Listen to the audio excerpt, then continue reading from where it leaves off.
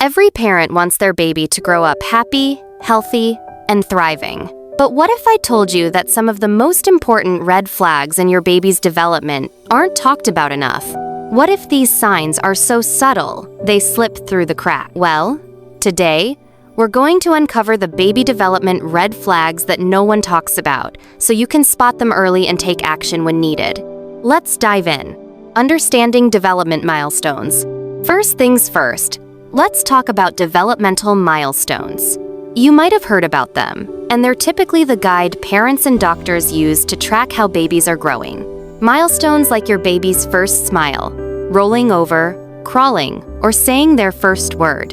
While every baby develops at their own pace, there are certain milestones that should happen within certain windows. Knowing these windows can help you spot potential concerns early. Now, let's make it clear. A slight delay here and there doesn't mean your baby is behind or has a serious issue. Babies grow and learn in their own time, and some might take a little longer to reach specific milestones. But there are some red flags that might indicate a need for closer attention. The common red flags no one talks about. While every baby is unique and develops at their own pace, there are certain signs that can indicate a potential developmental issue. These signs aren't always obvious, and they may be easily overlooked. Let's go over some red flags that aren't talked about enough, but should definitely be on your radar. 1. Lack of eye contact or social interaction. By 3 to 6 months, babies typically start to make eye contact, respond with a smile, and engage in basic social interactions. It's a beautiful milestone, as it's the beginning of your baby learning to connect with the world around them. But if your baby avoids eye contact, seems uninterested in people, or doesn't engage with you when you try to play or talk, this could be a sign that something isn't quite right. Avoiding eye contact might suggest a sensory processing issue or could be one of the first signs of autism spectrum disorder, ASD. However, keep in mind that not all babies who avoid eye contact have autism, and there are many reasons why a baby might not engage socially early on. Some babies are naturally more introverted, and others may be shy or sensitive to stimuli. If you notice your baby isn't showing interest in faces, or if they seem to withdraw from interaction, it's a good idea to discuss this with your pediatrician. Early intervention can help identify any underlying causes. 2. No response to sounds or their name. By 6 months, most babies will start responding to sounds and even turn their head when they hear their name being called. If your baby doesn't react to loud noises, doesn't startle when a loud sound happens, or doesn't turn toward you when you say their name, it could indicate a hearing issue, or it could be a sign of delayed neurological development. Hearing loss is one of the most common causes of delayed speech and social skills, so early detection is key. Babies often have their hearing tested soon after birth, but it's important to continue monitoring for signs of hearing loss or other communication delays as they grow. Also, some babies are just distracted or might be too absorbed in their surroundings, but a consistent lack of response to sound warrants further evaluation. 3. Delayed motor skills.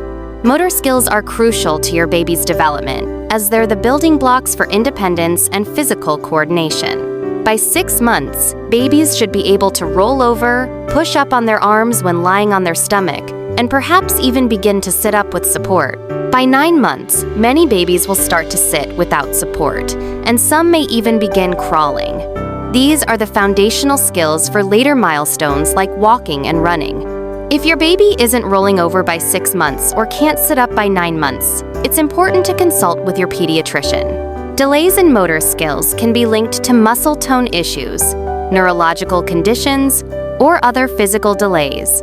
However, remember that some babies may take longer to reach these milestones, especially if they're more focused on verbal development or social interactions.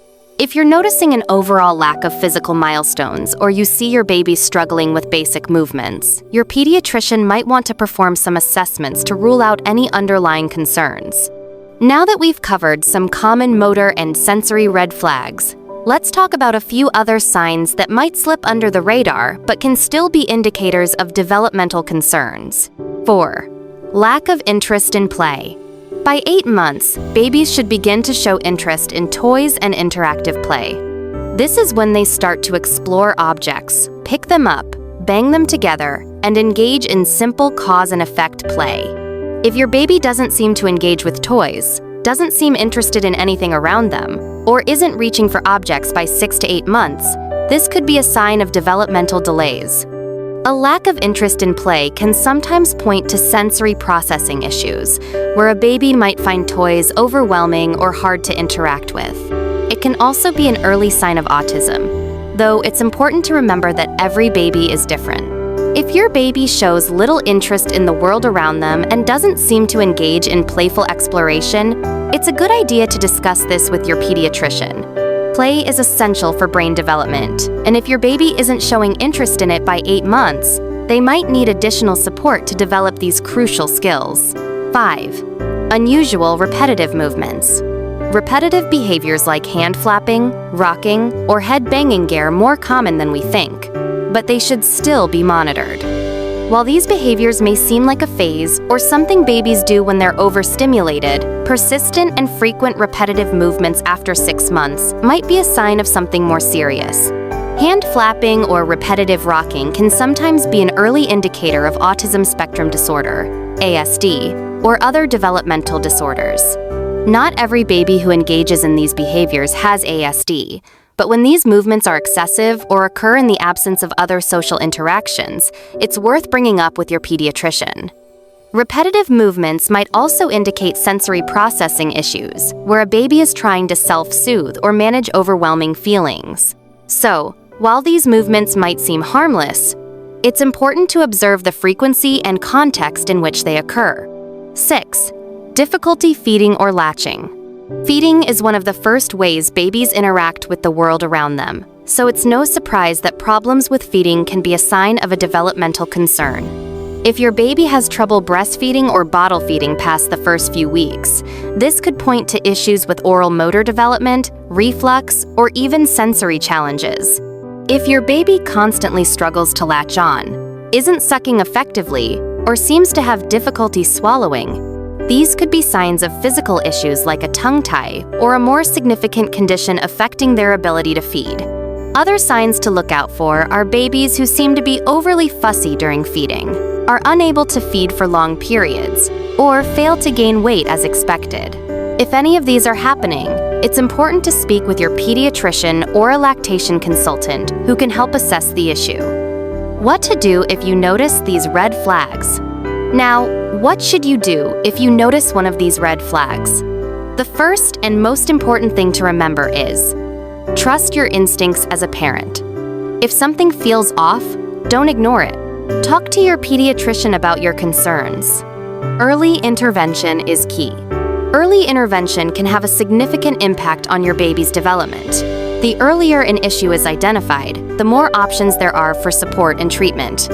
Whether it's physical therapy, speech therapy, or other forms of intervention, early action is often the best way to help your child thrive. Get a second opinion if needed. If you feel your concerns aren't being taken seriously or you're not getting the answers you need, don't hesitate to seek a second opinion. Every child is different, and sometimes it takes a second expert to confirm what's going on. Remain patient and positive. It's important to remember that even if your baby does show some developmental delays, it doesn't mean they won't catch up with the right support. Be patient with yourself and your baby. Parenting is hard, and dealing with these worries can feel overwhelming, but you're doing the best you can.